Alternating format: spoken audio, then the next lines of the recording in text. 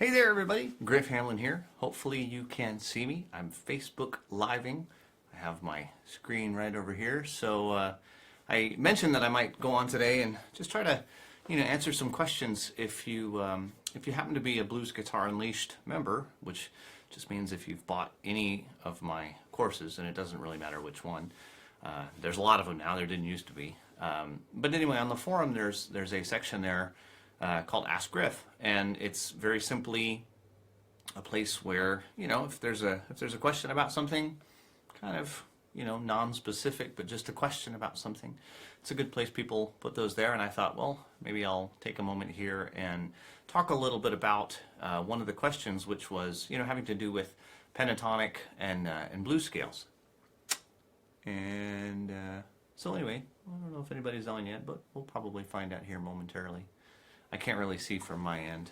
It's strange how these things work. But anyhow, so I thought, well, shoot, let's have some fun with this. So the question was about the minor pentatonic and blues scales. Oh, there's some people. Hey, Mike. Yay. Can you hear me okay, Mike? Since I got one. And can you hear my guitar?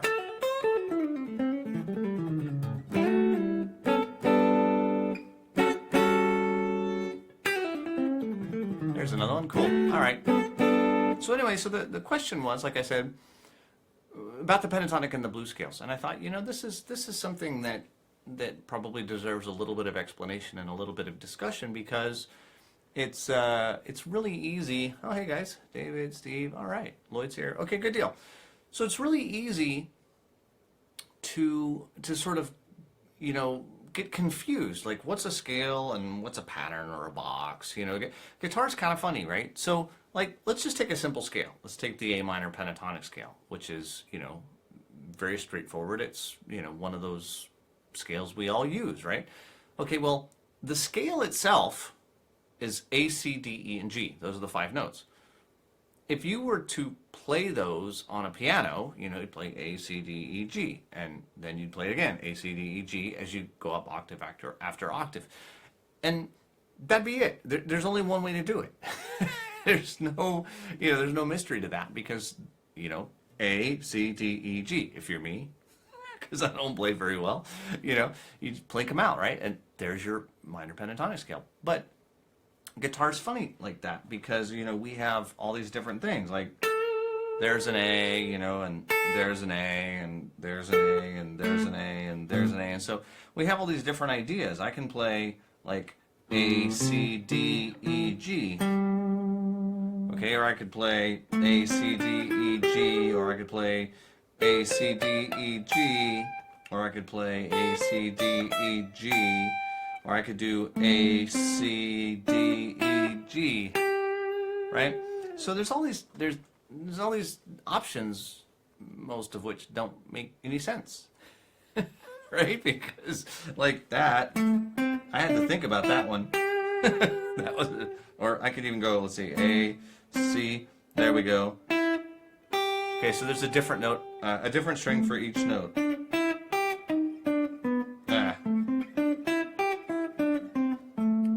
That's going to be easy, right? Okay, so it's not going to make any sense at all. So let's say that you want to play the minor pentatonic scale. How do you do it? Okay, so you want to solo over a blues. So well, okay, that means I use the minor pentatonic scale. Now, before we get into it, yeah, there's a lot of different scales you could conceivably use. And sorry, there's stuff on my screen.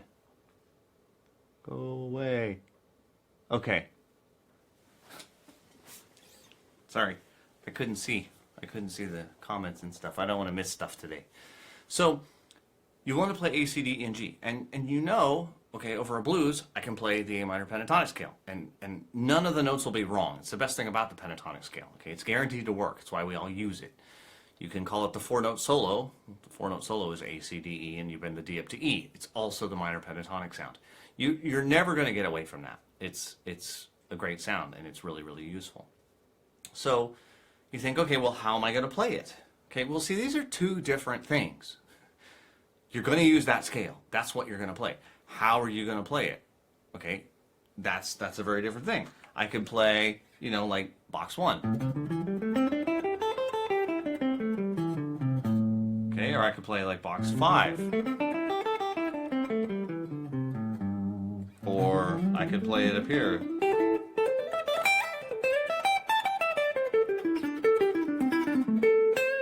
Okay, I can use any pattern, any fingering pattern I want. The house pattern, right? So sometimes we talk about the house pattern.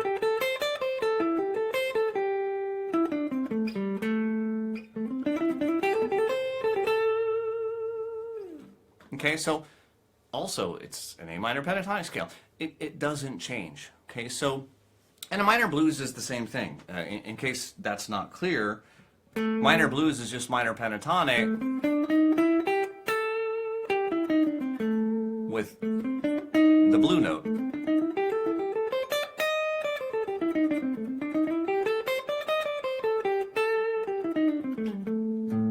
Okay, so again, it's all the same. It's all the same kind of stuff.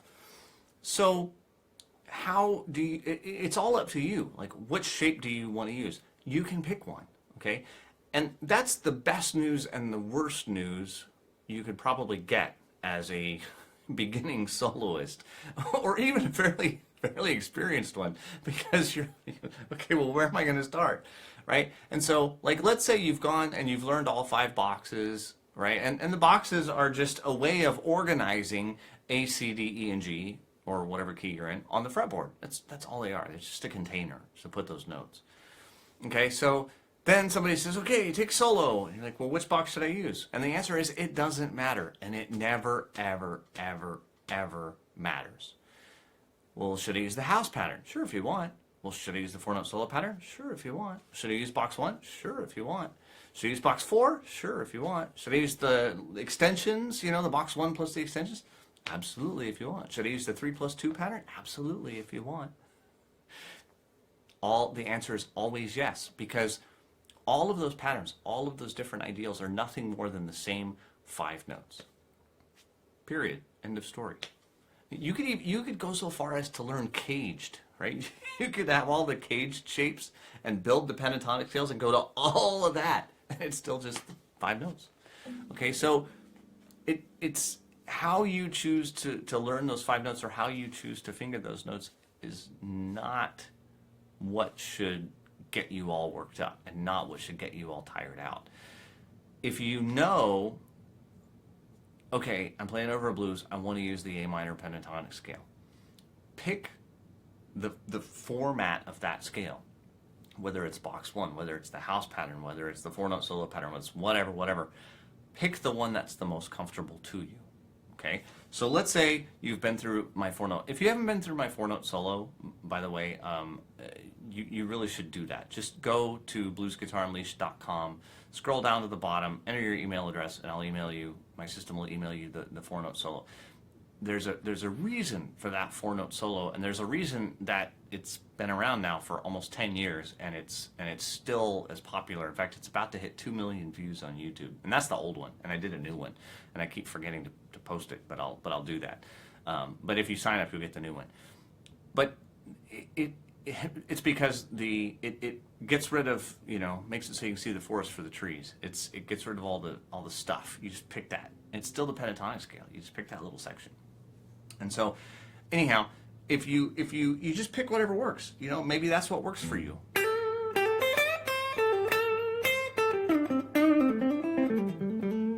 Right?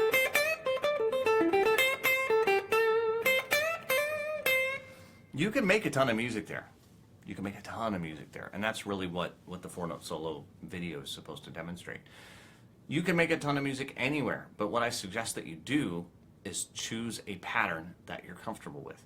If you look at Albert King and Stevie Ray Vaughan, which are 2 of my biggest heroes over the years, I've transcribed I don't know how many bars of music. I don't even want to think about how many bars of music I've transcribed from Stevie Ray Vaughan and Albert King over the years. And I would say 95% of it is in box 1 or the top end of box 2. So, take that to the bank. Look at Clapton. box one all over the place. You don't need a whole lot of different places to play. You just have to make music with the places that you got. So I hope that sort of clarifies. The boxes are a great way. You can go to Google and type Blues Guitar Unleashed A minor boxes, and you'll see there's PDFs I've got on my website. I don't know where they're off the top of my head, but a Google search. I always do that when people write me and say, hey, where's your PDF with all the scale patterns on it? I just Google it and send them the link. I can never remember. So you can do the same thing. Let's see if we got some questions. Oh, hey, look at that. Hey, Alan. I'm past the how. Oh, cursor's in the way. I'm past the how and where to play and suck at the what to play. So, one of the best ways to come up with a cool thing to play is to hum it, to echo a vocal, the rhythm of a vocal. Okay, and I don't know. I did a video on this a few years ago. It's probably worth resurrecting that video. But like, let's say like you're playing a blues in A, right? And you have something like, the vocal melody to Sweet Home Chicago, right? Come on, baby, don't you wanna go? And if you just come up with a little,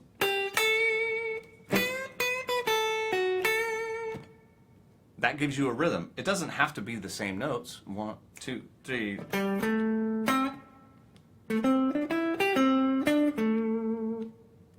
It gives you a rhythm though, and it also gives you line direction, which is whether the notes go up or down. But you don't have to use it. 2, 3, 4.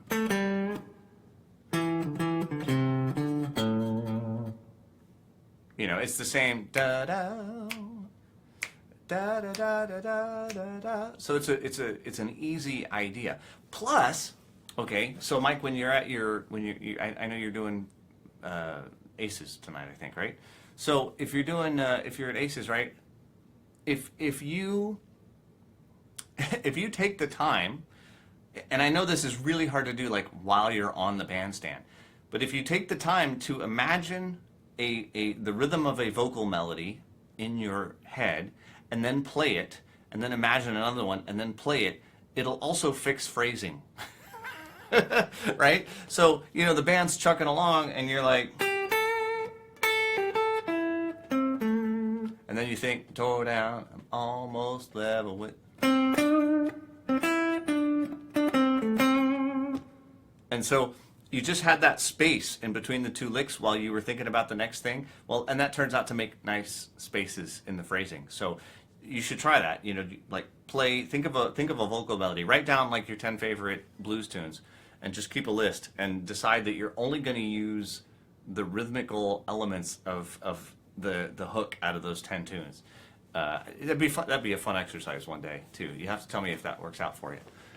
Hey, David from the UK, and hey, Ellen, happy birthday, yeah. So it's the same 5 notes in every box. Yes, Jim, it is.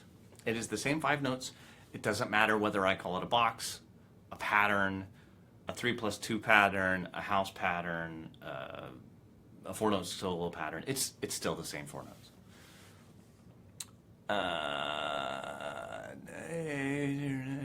Keep it close. My cursor keeps getting in the way. Hey, from Australia. Wow, that's cool. Oh, you're leaving. Okay. Yeah, try that out tonight, Mike. That'd be cool. Hey, hey, Tim from Ohio. Good to see you. So, yeah, so like, here, let me, let's see. Let's put on a track. Let's play a little bit. Here's a little something from, this is, All You Need Is Blues in A, which is from Ultimate Blues Jams Volume 2, in case you're interested.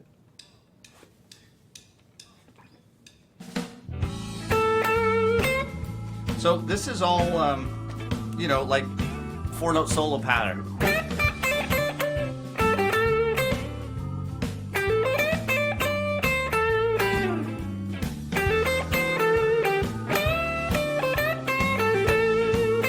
Okay, how about box 1?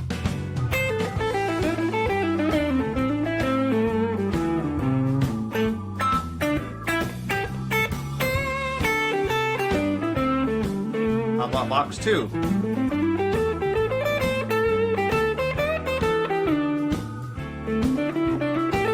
How about box 3?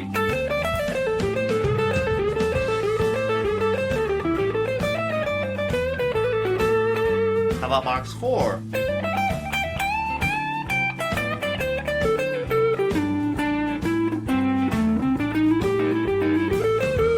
How about box 5?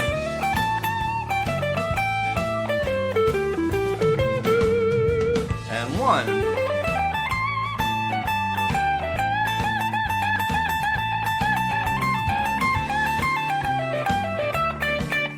How about if I do everything all on one string?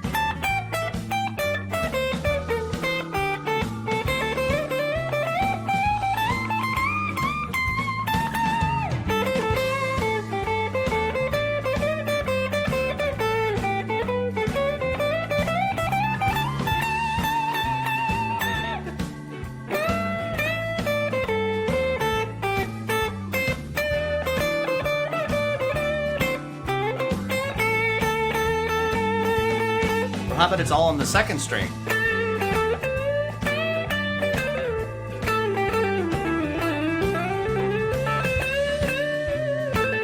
Whoops.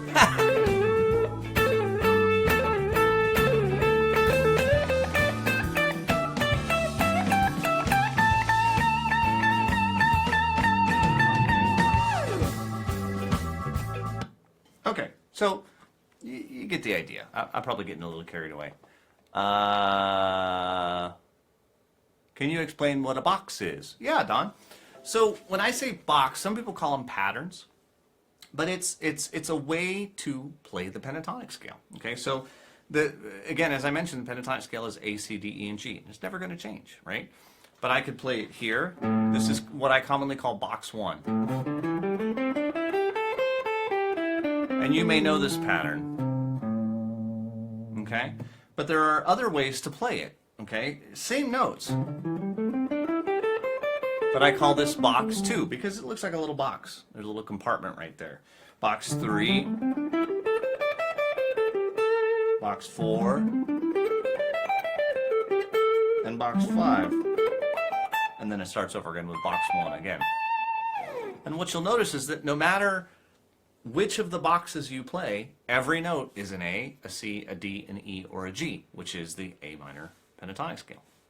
Of course, if I move them all 2 frets down, it's the G minor pentatonic scale, and they're no longer A, C, D, E, and G, they're G, B flat, C, D, and F. But that's, that's changing keys. You just slide things around. Please include... Jim, I'm not sure I understand your question. It says, please include the use of root notes. You should use root notes, yes. I'm not sure what you mean by that exactly. If you can enlighten me a little bit, I'll be happy to say that. Like, do you want to know when you should use root notes? It's a little bit of a tricky question because, as with all things, it's when it sounds good, obviously. But I find that it helps to come back to the root note fairly regularly. There's no hard and fast rule. It just helps to come back fairly regularly so people don't get lost.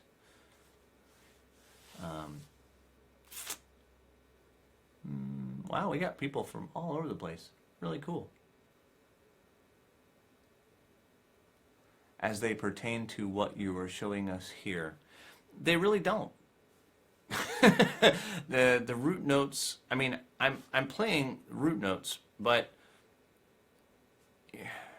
see how can I say, the root notes are irrelevant. I mean, I'm not, when I'm noodling around like this,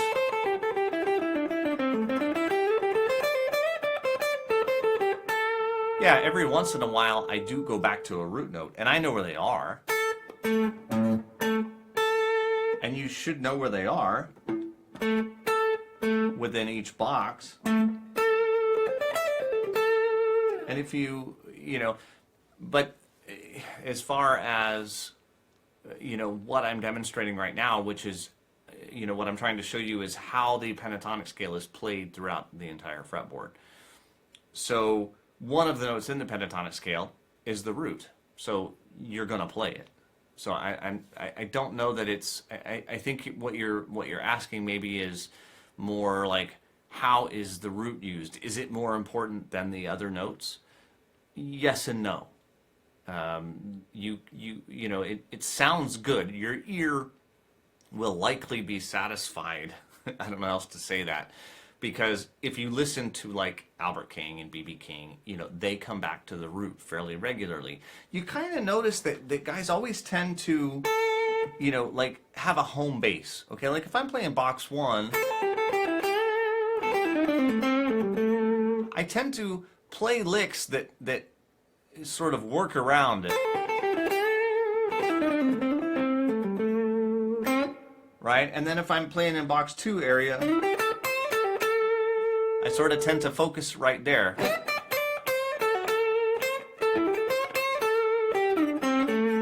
But you'll notice that I keep ending and starting around roots. Okay, if I'm in like, oh, sorry, wrong sound.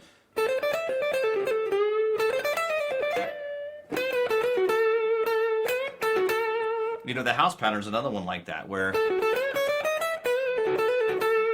and I tend to keep coming back. You know, B.B. King does that all the time. You know, when he does that sting, it's all, there's the root. So I think probably the best suggestion that I could make is, when you're working with a box, and I suggest that you choose one and work with it, really work with it for probably months before you necessarily add more. Like I said, you know, Stevie Ray Vaughan and Albert King mostly played box 1 and 2. You don't need more, but you should know where the roots are and try to kind of focus around them, use them as an anchor to come back to periodically, and it makes your solo sound better, I think. From what was the result of having your trailers? Oh, yeah, Mark. Yeah, the trailer and gear and everything that got stolen a couple years ago, we never did get it back. But thank you for asking. I've long since replaced it, sadly. How do you have your jam tracks organized? Do you stream a website or do you use tracks? Currently, they're on an iPad right here next to me. You can't see this iPad, but there they are. So I have all of, oh, and I just screwed them up because I pushed something. But I have all the different jam tracks that I've made. I just put them on here. Staying in the key of the music that you are playing. Yes, you should. Absolutely. So if you're playing blues in A, stick to the A minor pentatonic sound. Yeah, that's a good question. A lot of people ask me about this. Okay, so if you're playing blues in A, right? We have A, and then the 4 chord is D. And so the common question is, well, should I switch to the D minor pentatonic over the D7 chord? I'm going to let you be the judge. I'm going to show you. Okay, so here's A minor.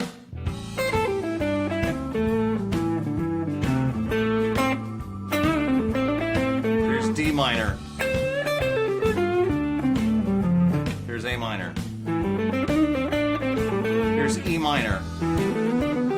Here's D minor, A minor.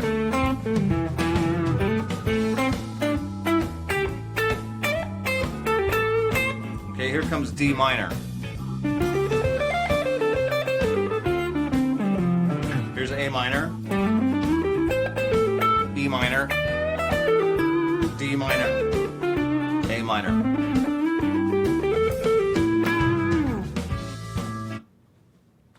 Now, is it wrong? No.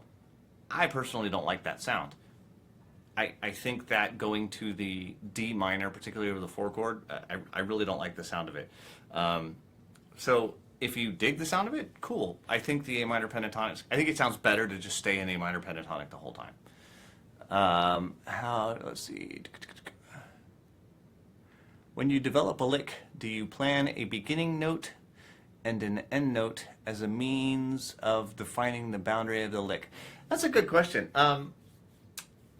Yeah, sort of. I sort of, you know, the thing is most licks, most of the things, like when you hear me play, I've played that about 7,000 times. You know, so it's not like, so I know where that's going to be. One.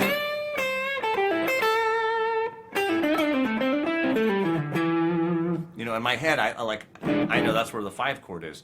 So I've long since figured out what beat I want those licks to start on to achieve a desired effect. So in order to achieve, getting me to the 5 chord, 1, 2, 3, 4, 1, 2, 3, 4, and, right on beat 1, I'm there. So that, even when I do stuff,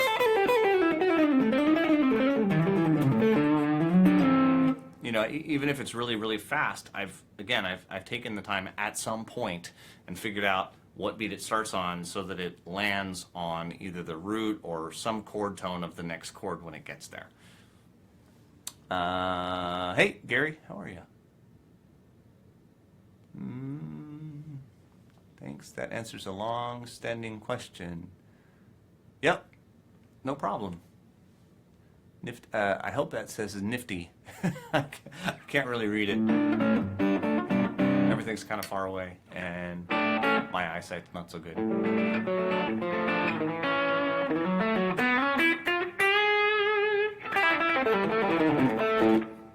Tone today, I know I'm going to get questions about the tone. The 11 rack used to be by Digit Design, I guess now it's by Avid. And this is a tube screamer. It's a clean, here's the 11 rack completely clean.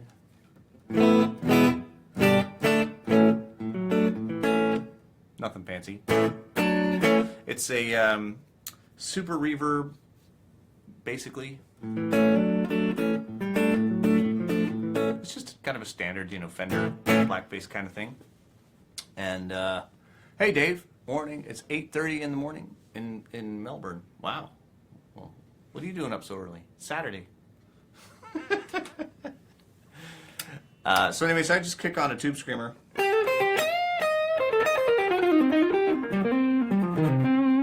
It's actually a modeled tube screamer from a Line 6 M13, and there's a little reverb, a little more.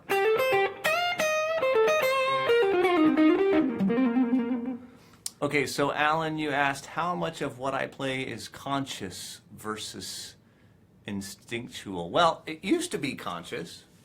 When I first, had to learn this stuff, I had to be very conscious of it. I'm not really conscious of it anymore, unless I'm trying something new. A lot of the stuff that you hear me play, I'll say here on camera or in a lesson or whatever, is stuff I've played thousands of times before. If I'm playing a gig and, I'm playing off of somebody else, Ty, for example, or if I'm playing with another guitar player and, we're kind of trying to, come up with something new or do something a little bit more exciting, I'm going to have to concentrate a lot more to try to make things work out. Because they won't always if I don't. And sometimes they don't anyway. But crashing and burning is the fun part. So I'd say it's probably 95% instinctual at this point. But, Miles Davis used to say that he'd play like 200 nights a year, and he would say one night a year he would come up with something new. He'd get whatever divine inspiration or whatever you want to call it, and he'd come up with something new. And while I don't play 200 nights a year anymore, it's probably about the same ratio of new stuff. It just doesn't happen very much anymore. Do you use a looper? I really don't, and I should. Every once in a great while, I'll use a looper. They're amazing devices. They really are. And I have one. In fact, I have one in this Line 6 M13, and I almost never use it, and I absolutely should. I just don't have it. I don't have it set up where it's convenient, and it seems like whenever I'm practicing, no, I don't use it. I should, though.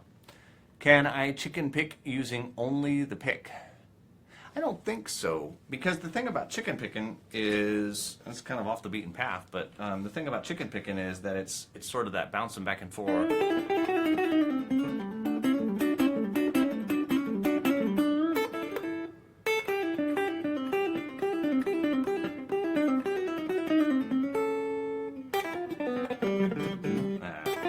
Let's see, I forgot how that goes.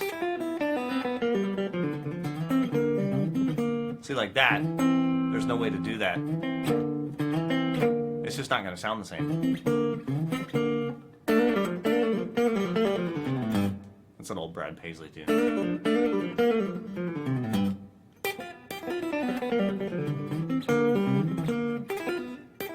I forget how it goes. Anyway. Part of it is I like the, you know, if I hit that pluck with the middle finger, that's the Albert King, you know. I like that sting. You can't get that from a pick. I don't know how else to put it.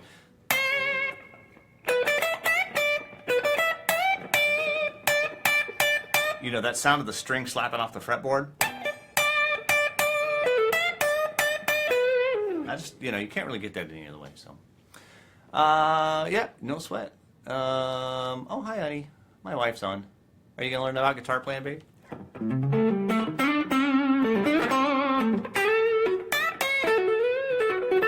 All right, well, I don't really see any other questions, and I've probably taken up enough of your afternoon. So, anyway, if you, you know, if you're kind of new to the soloing game, I did a video yesterday on my blog, if you didn't see. In fact, I posted it today also on the Blues Guitar Unleashed Facebook page and on the Blues Guitar Unleashed YouTube channel. It's actually in every place, which is new for me. I don't usually put stuff everywhere like that, but I tried it out today just because apparently folks are everywhere. So I'm trying to learn how to put stuff everywhere for you. Honey, that's in a couple of hours. My wife is asking, when are we going for drinks later? Not too much longer. Not too much longer. I got a little bit more to do here. But anyway, yeah, if you are new to the soloing game, I had this course that I did a long time ago called Soloing Without Scales. And I actually did it after the original Blues Guitar Unleashed, which was way back in 2008, if you can believe that. I can't believe how long it's been. But shortly after that, you know, I had the 4-note solo, and it uses a lot of this, you know, if you take that one pattern, you can move it around. And in fact, the video I posted yesterday, like I said, the one I posted up, well, today, I'm sorry, this morning on either the Blues Guitar Unleashed Facebook page or the YouTube channel or on my blog, any of them. That kind of talked about it. You can sort of move that thing around. There's this one quick little slide. Well, it turns out you can cover the entire fretboard that way, and it's the same shape. It literally is this, you know.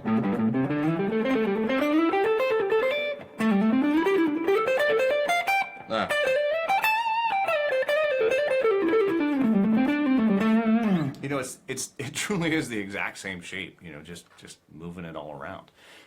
It's a great way to learn how to solo, and in fact, when we started doing the live workshops in 2011, I think probably darn near everybody who got on that stage that day and played used that 4-note solo because they were all so incredibly nervous, and it's a great way to just, you know, jump in and start soloing. So anyway, if you check out that video, you may want to check out that course. It's not a very expensive one, so it's one you can kind of get in and get going with. If you're new, or if you've been doing, you know, soloing using, I'll say, the box method, you know, from the Blues Guitar Unleashed stuff, which is very standard and it's very classic, you know, and it's going to give you that classic blues sound. But it's always helpful to have a different way of looking at things. So you might also enjoy that course. It's on the course catalog, bluesguitarunleashed.com/course-catalog. There's all my shameless plugging for the day. Any other questions? It's more fun. How about an email announcement before you do this again? I know, you know, I really should. Jim, I think that says Jim. Sorry, that's not Jim. Everything's fuzzy on my screen. I know, I should, but I didn't think of it until like noon. And I went, oh, I should do a live thing. So, you know, I kind of like to throw these in when I get a chance. But I'll try and do it a little bit more. Try and do it a little bit more regularly for you, or at least give you a little heads up. I'll try and plan ahead a little bit better. As my wife will tell you, you'll see her on the comment stream. our days are much like me never playing anything the same way once, as Mark likes to say. We never repeat the same day twice. So planning is a challenge, but nonetheless, I will try and let you know. Thanks, Griff. It was actually say good day, and thank you personally. My pleasure. My pleasure, Nifty. My pleasure. And thanks, Alan, Jim, Laura. No, I'm not kidding. All right, guys. Cheers. Thanks. All right, take it easy, and I will, I will. Usually these get recorded.